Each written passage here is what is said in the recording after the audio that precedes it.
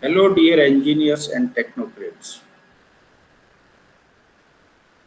In this session, you will learn to establish trial and final control limits of a P chart. You will also learn to plot and interpret a P chart.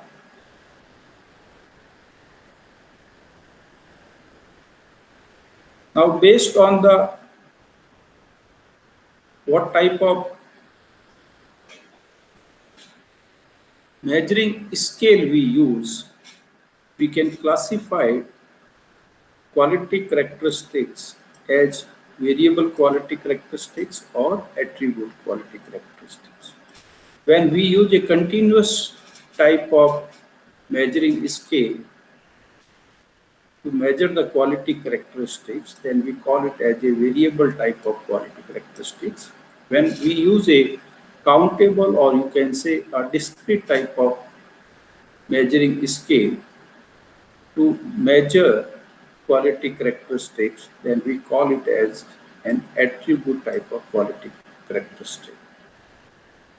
For attribute type of quality characteristics, when it takes a whole value, for example, when we count number of defects, then we use C chart, which we plotted in our previous session.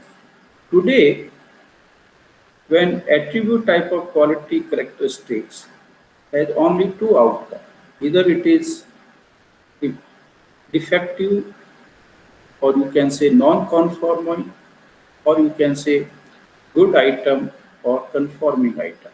Then for such quality characteristics, we use a chart known as P chart. So P chart is popularly known as uh, a control chart for fraction defective.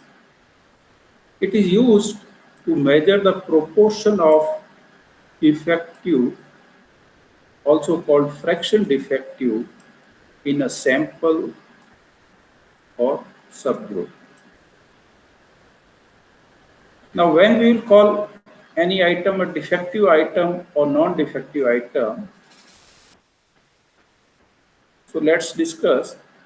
If an item does not conform at least one quality characteristics, we know that we can have more than one quality characteristics for any product, and if that product is not conforming at least one quality characteristic, then it will be called as defective item and it is to be rejected.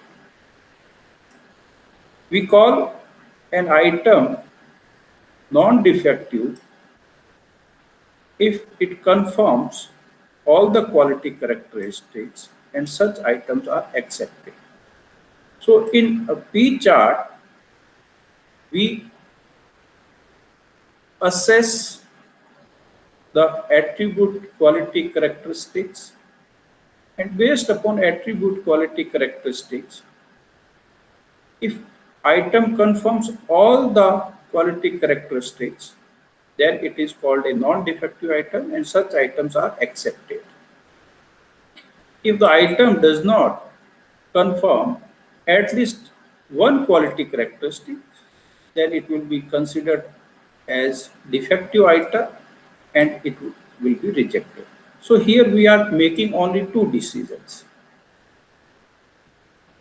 accepted item or rejected item. So it is like when we toss a coin, you have two outcomes. Either it is head or tail. Similarly, when we assess an item,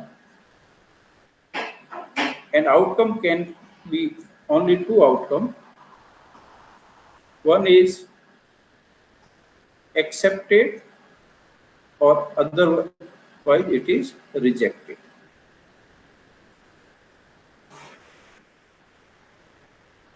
Now let's take a sample which consists of n items, or it is a subgroup which have n items. All these items are inspected for critical attributes, and in this sample of n items, we found the defective items. Then we can say sample fraction defective will be the ratio of total number of defectives divided by sample size. So this is the p hat. We call it as p hat, and p hat is known as sample fraction defective, and it is the ratio of defectives in the sample divided by sample size. The sample fraction defective is a random variable because it can take any value, which varies as a matter of chance, and it will follow binomial distribution.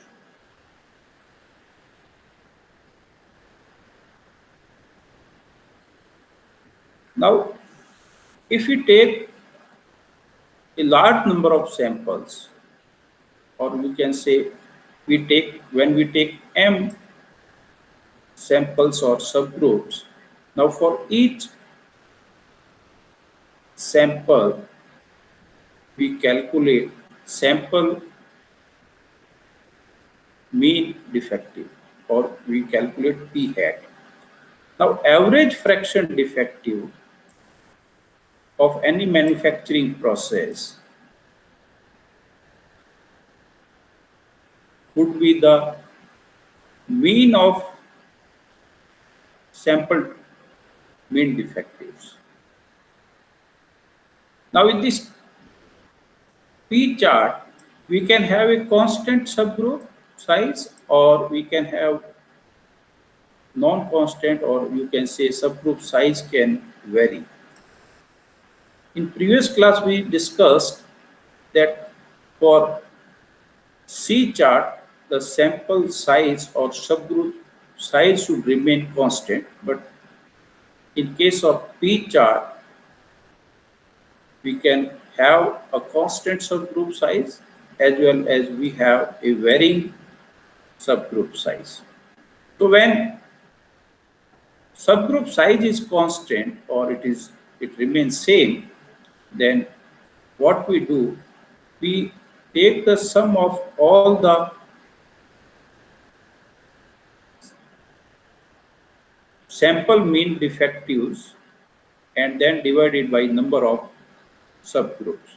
So this way we can calculate average fraction defective P bar. This average fraction defective is P bar. When subgroup size is varying, then what we do, we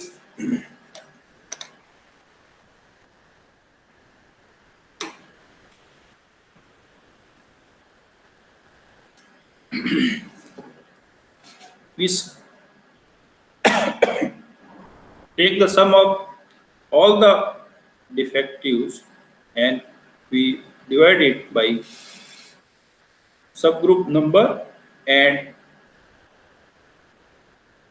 product of subgroup number and sample size n. So there are two different ways. One way is for constant subgroup size and another one is the varying subgroup size.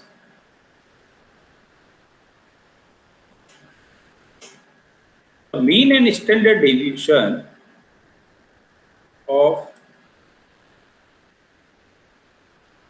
random variable P are given as. Here mu is what we have calculated depending upon the subgroup size is variable or constant, and standard deviation or sigma, it is P and Q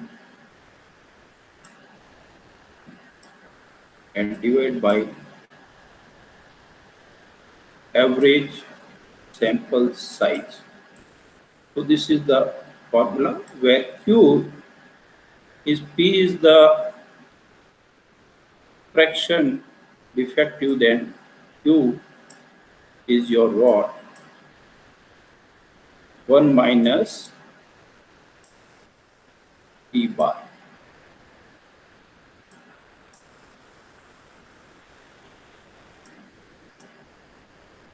So when we put the value of P and Q and N, we get the sigma. Now, after calculating the value of mean fraction defective, this P bar is the mean or average fraction defective of, and sigma is the standard deviation for the random variable P at, you can say, P hat.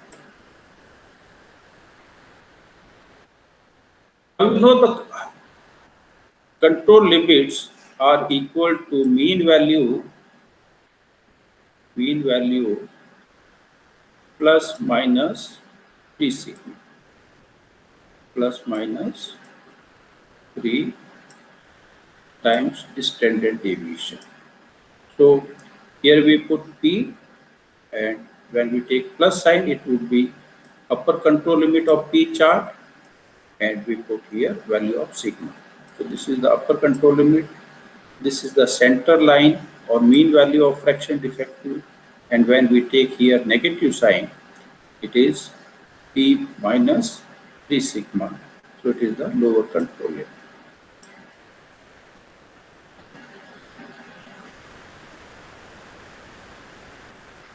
Now we discuss the procedure of plotting a P chart. So initially we calculate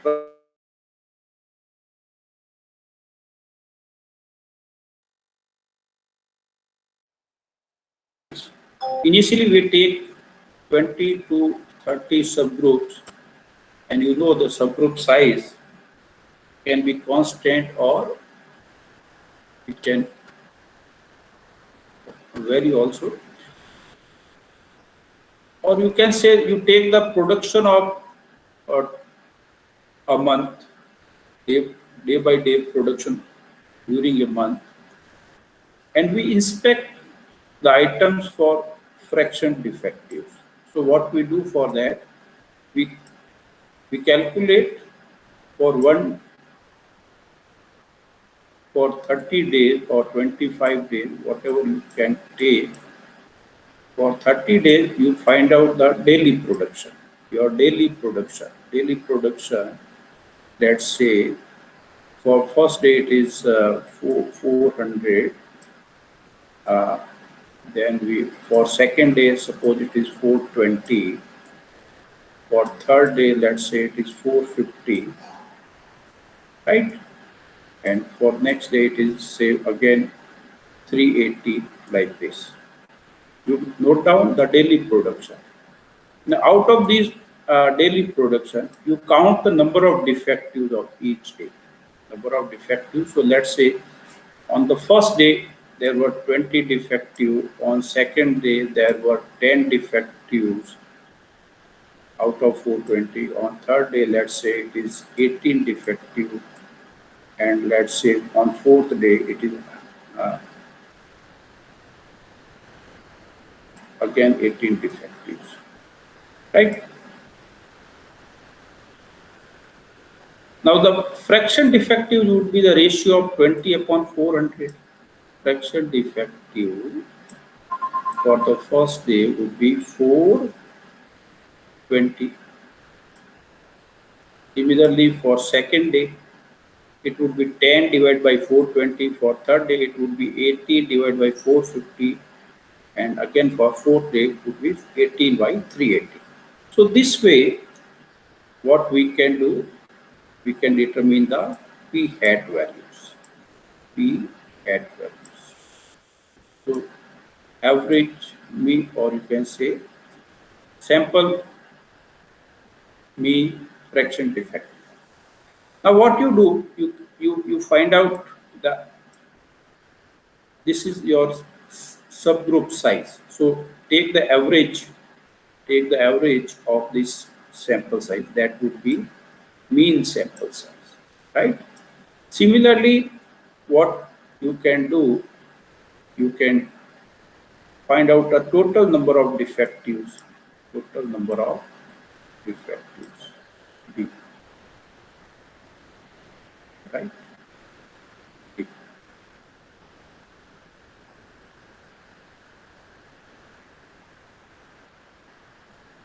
Right? So from these value, we can find out the P bar value.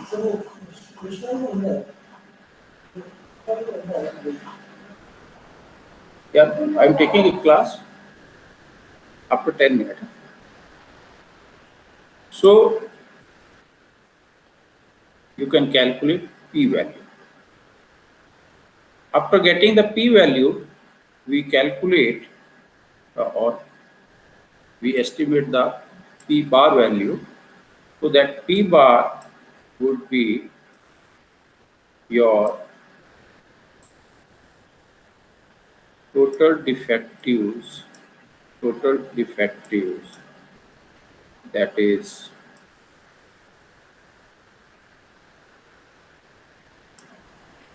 D, total number of defectives, upon,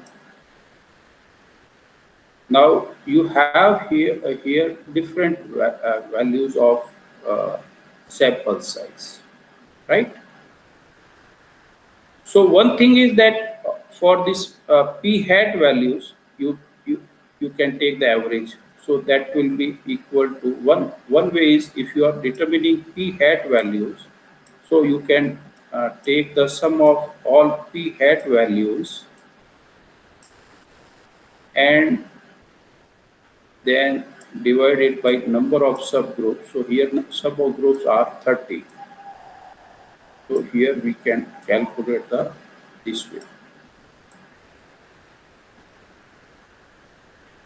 P hat.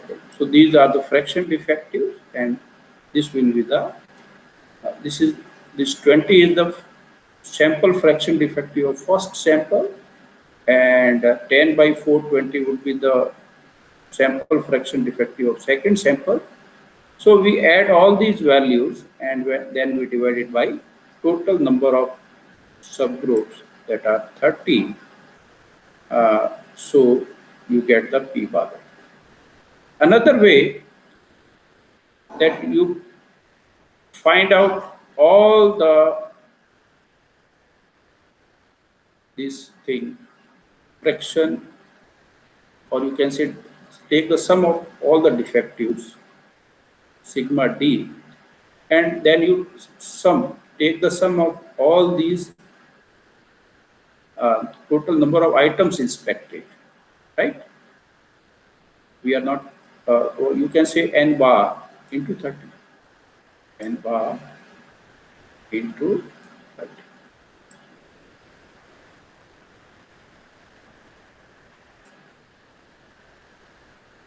So either you take the sum of the second column and then divide the sum of this third column by second column, you will get the this value, right?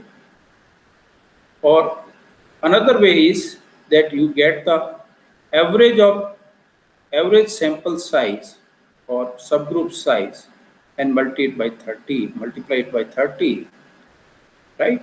So there are two ways to calculate the P bar value. And after getting P bar values, we put here values of P bar in these control limit formula to get upper control limit, central line, and lower control limit.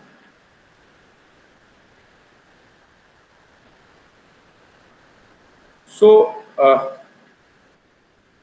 after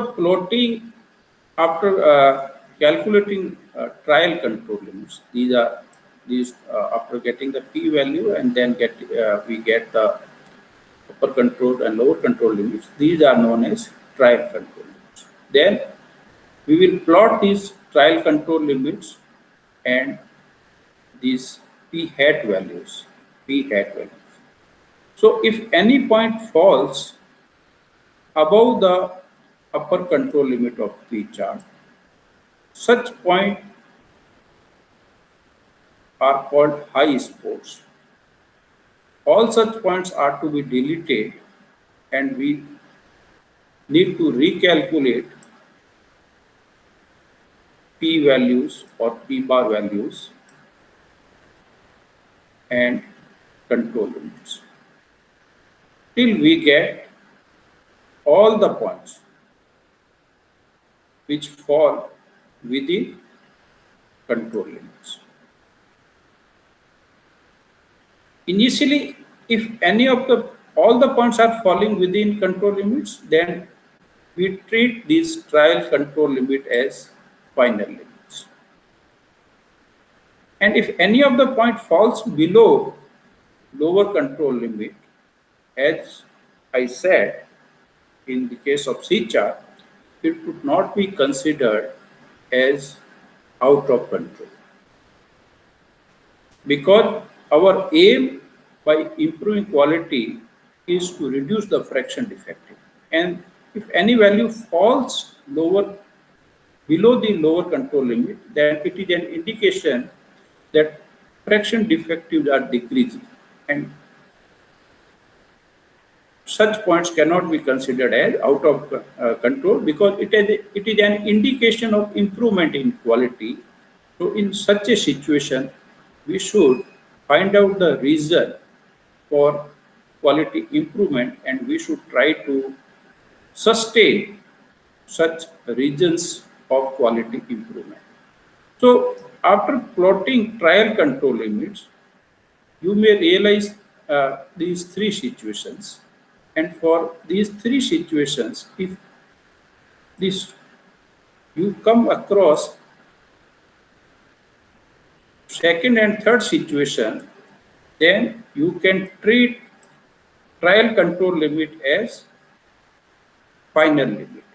However, if you come across this first situation, when any of the point falls above upper control limit, then such high spot points are to be deleted, and you should recalculate p bar value and control limit.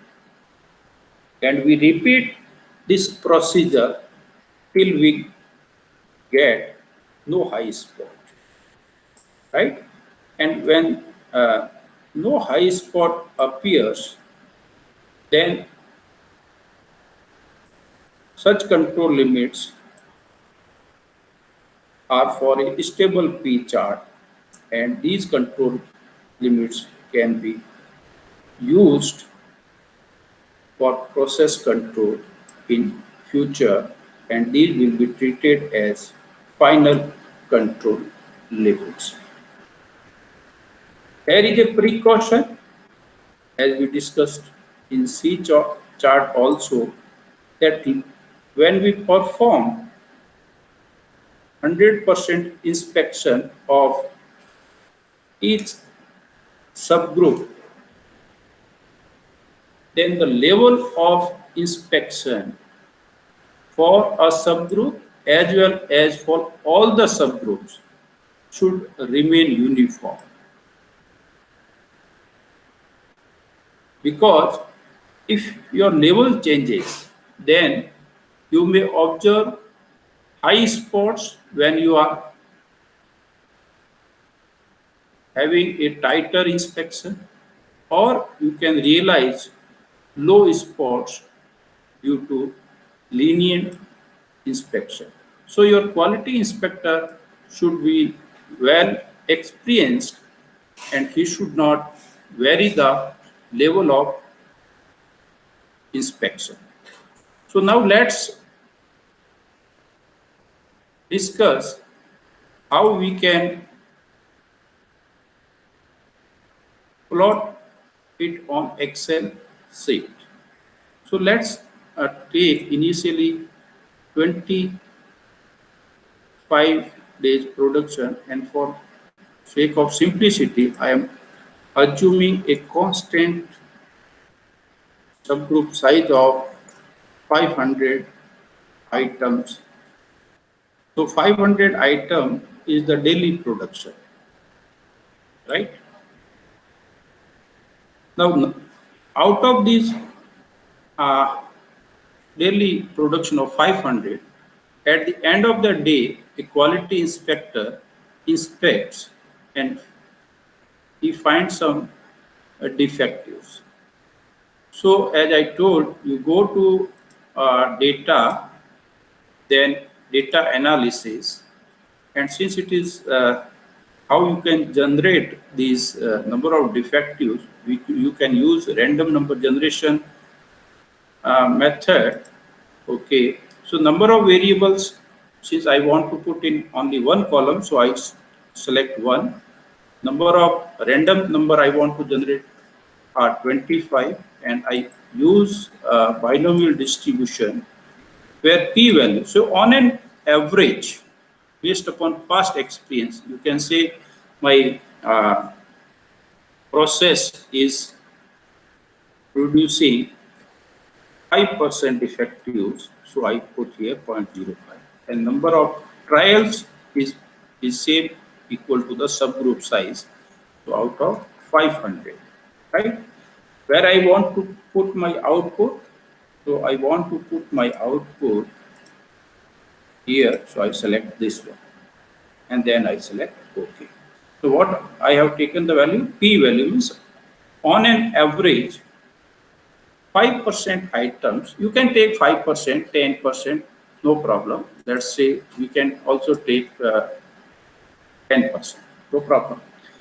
So number of trials are 500, means daily production is 500. And now let's click on OK. So you have these number of defectives. Let's say these are the defectives produced on each day, right? Now you know how to determine the fraction defective. Fraction defectives are equal to number of defectives divided by subgroup size or daily production. So this way you can calculate fraction defectives for all the 25 days. Okay. So now take the sample size. Mean sample size is your average of these values of, you can add all these and divide by 30, so you get the average value. It will come out 500, right? And another thing, which is p bar value. So p bar value, here you can take the average of these p hat values or fraction defectives, or you can add all the number of defectives and then divide it by sum of this subgroup size. So here I take this thing.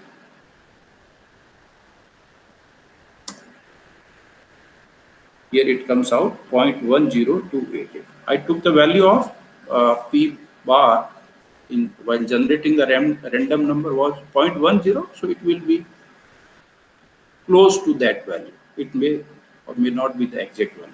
You can also calculate.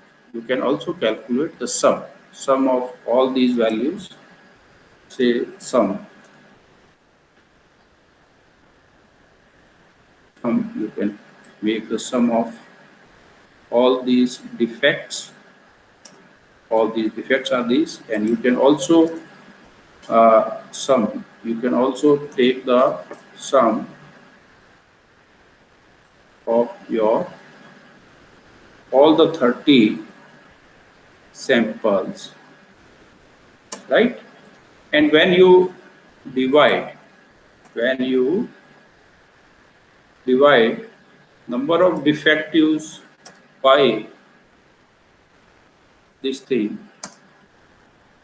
you get the same value. So there are different ways by which you can calculate. So I am deleting all this because we have already calculated. This was just to show you that there are different ways to calculate p bar values. Okay.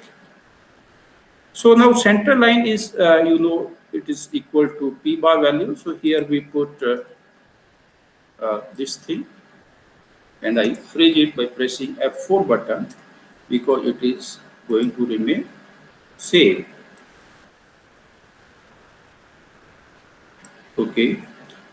So now calculate LCL, lower control limit. It is P bar value. So here it is P bar value uh, minus 3 times square root SQRT, so square root, then P bar, so P bar, then cross 1 minus P bar, again put F4, right? And then it is to be divided. It is to be divided by n. N is your average sample, that is this value, right? I also freeze it. And then I put this side. So please be careful while putting these bracelets. Okay, so now I enter. So this is your my lower control limit, and it will remain same for all the 25 observations. So now calculate upper control limit. It is P bar plus same thing, only I will change the sign here. Instead of minus, I will take plus. So it is P bar value plus 3 times square root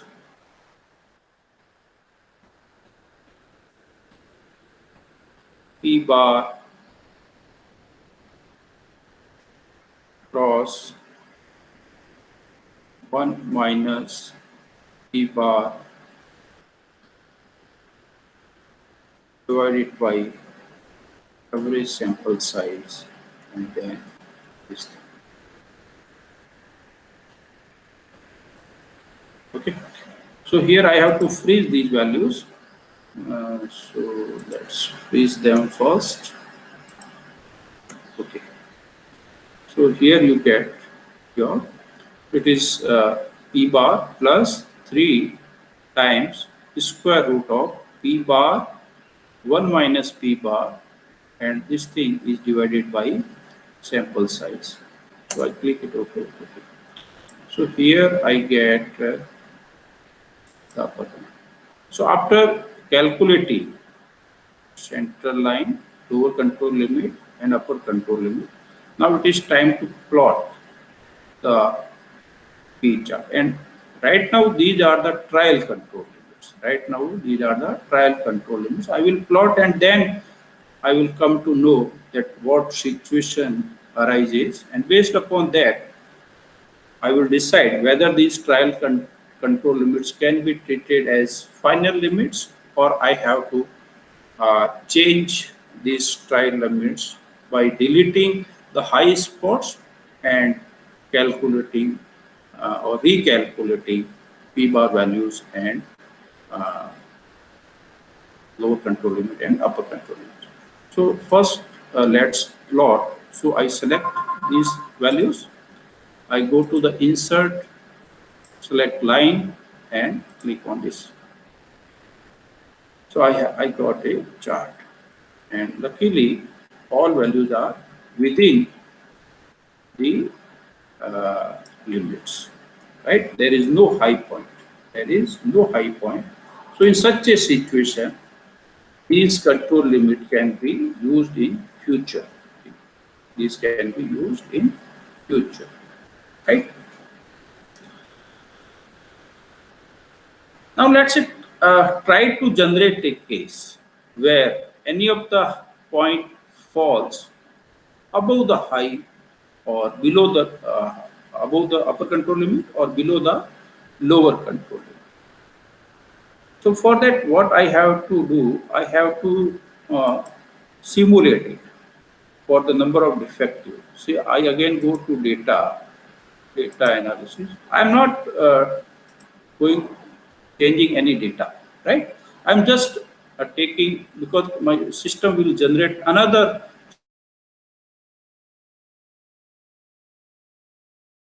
the things will, how things will change, you can see. Let's say I press OK. Okay. So earlier now things are okay. Now points are more closer, right? That's again go to data analysis. Again generate, because I want to show you a situation where you realize a high spot or low spot. So let's say again this is okay. Okay.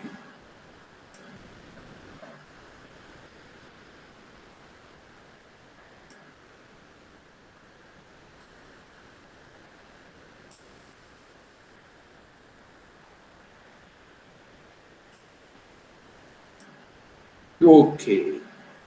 So I got a situation where you have a high spot. Now, can in, uh, we use these trial control limits as future control limits? Now, in this situation, since this was a out of control situation, so first we have to find out why there is a high spot. We have to fix this problem, right? So now these trial control limits cannot be used as final limits. So what I will do, I created a situation. This is only possible when we do it on a computer by using some software. So I have created a situation where you have a high spot, and here you cannot use your trial control limits as final control limits. So what I will do now, you see and appreciate it please, that I have to delete this value and I have to recalculate the P bar value and upper control and lower control limits, and then again plot the fraction defective values till I get all the points within control. Okay, so here you see the P value is almost equal to 1.0, even lower than the earlier value. Earlier it was 0.1028, but here it is lower than that. But still, a point is falling above the, and this point is, I think, this third point was second and third point. Third point. This shows that fraction defectives are 75, right? So this, I need to delete this thing, right? So how I will do this? I will make a copy of this, like move or copy, move to end and create a copy. Same thing, I am creating a copy to show you. Okay. So here a copy is created and you are okay. Okay. So now what you do, you need to delete this value and recalculate the P bar value for remaining 20. Right now we have 25 subgroups. So this one subgroup is to be deleted. If you find more than one high spot, you need to delete all the high spot in a single go. So here I delete. Okay. And you automatically calculate P bar value, lower control limit, upper control limit, everything has changed, right? And now your chart is under control, right? So these are the now your control limits. If you compare with the initial one, your this value 0.1, and earlier it was, so I can show you what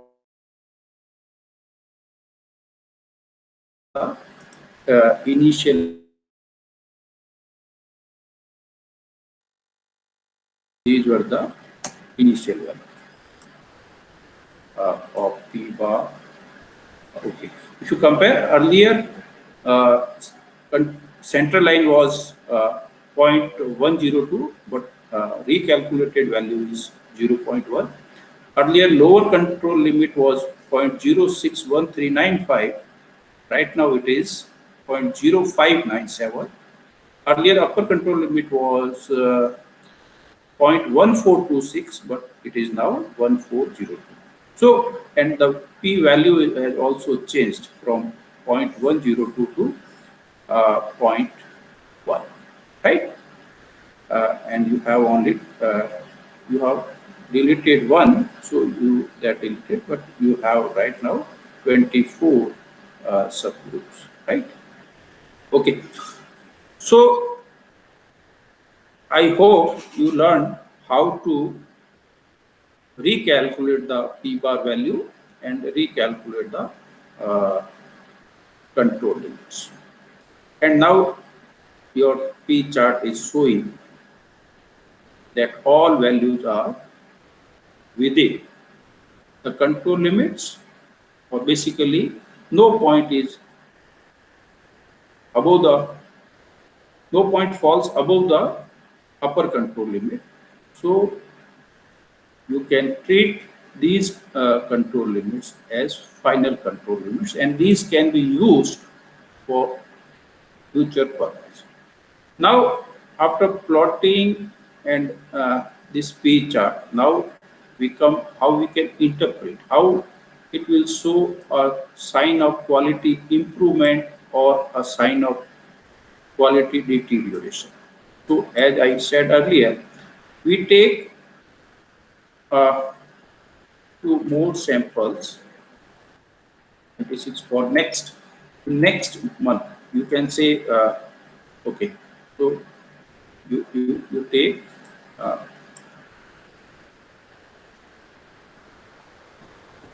production of next few days, let's say up to 37.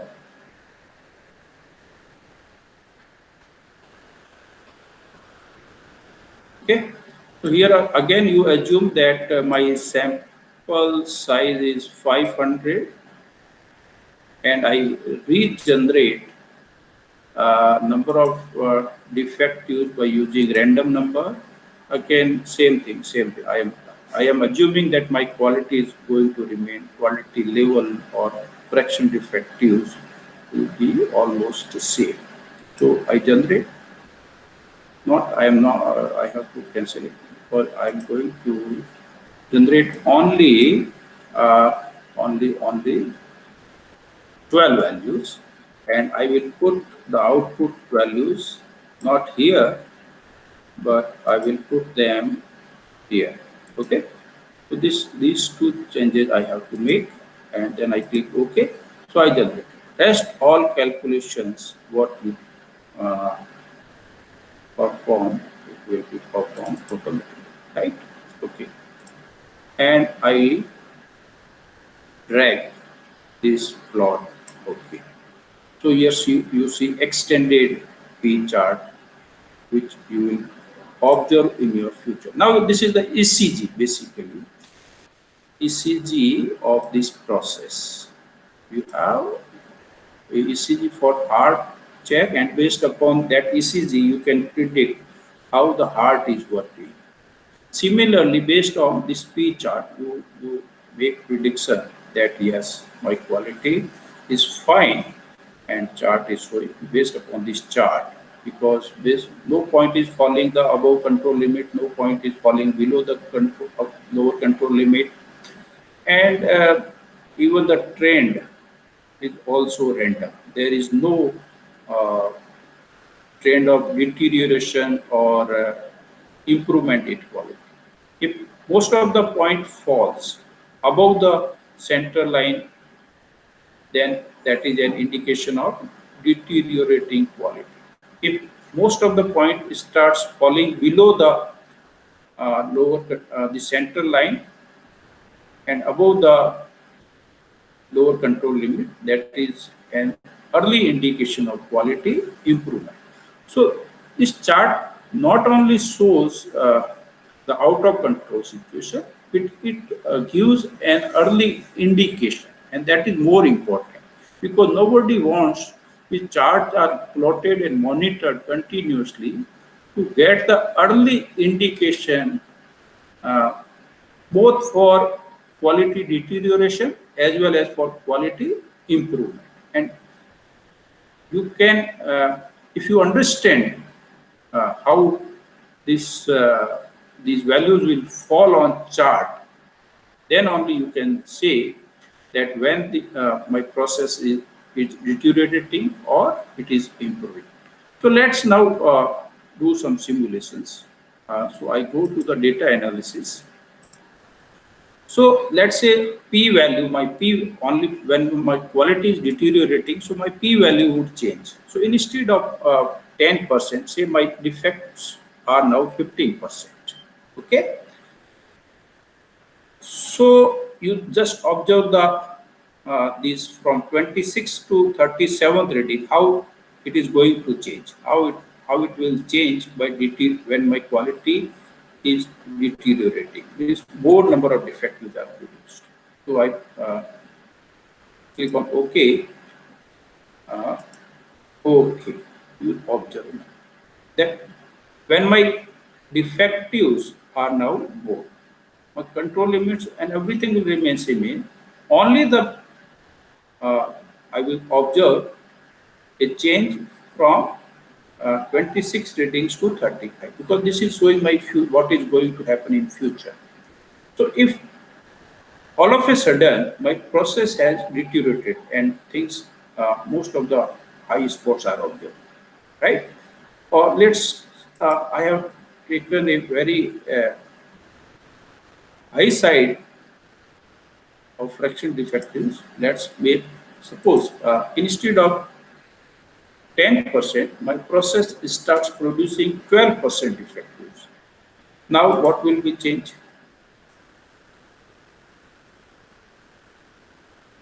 That after 25, most of the points started falling above the center line, right? So it was an early indication of deteriorating quality.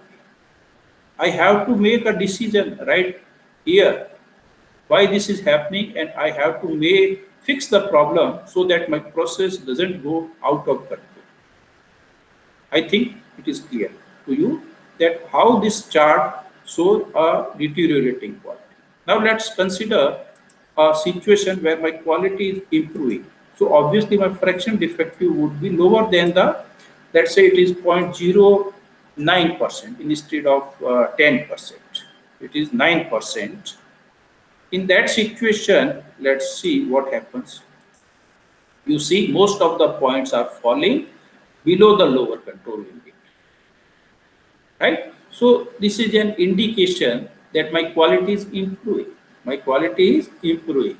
So I have to find out why this quality is improving, and I should sustain those regions for quality betterment, right? Similarly, if your quality further improves, let's say it is only producing 8% defectives,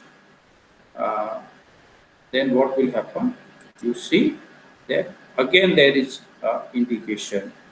It improves by further, or let's say it only producing 7% defectives, then you will see that some points or several points are low scores. Now this low score, please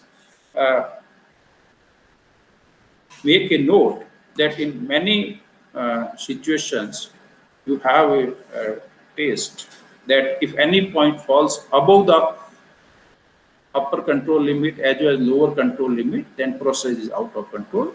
But dear friends, if you are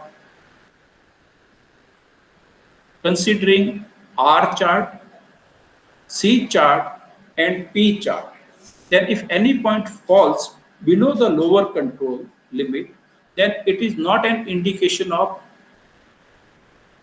out of control situation. It is always an indication of better quality, or you can say quality improvement or quality betterment, right? So if a point falls below the lower control limit, it is an indication that your quality has improved. Now it is producing lower number of fraction defectives or lower number of fraction lower number of defects in case of C chart, or its variability has decreased in case of R chart. So when on R chart, if such a situation arises, then that is an indication that your variability of process has decreased, and lower is the variability, higher is the, or better is the quality. Similarly, on a C chart, if you observe low spots, then they indicates that your process is producing less number of defects. And by what do you mean by producing less number of defects? That your quality has improved. Similarly, on P chart, these low spots shows that your fraction defectives are producing less in number, and if your fraction defectives is low, your quality has improved.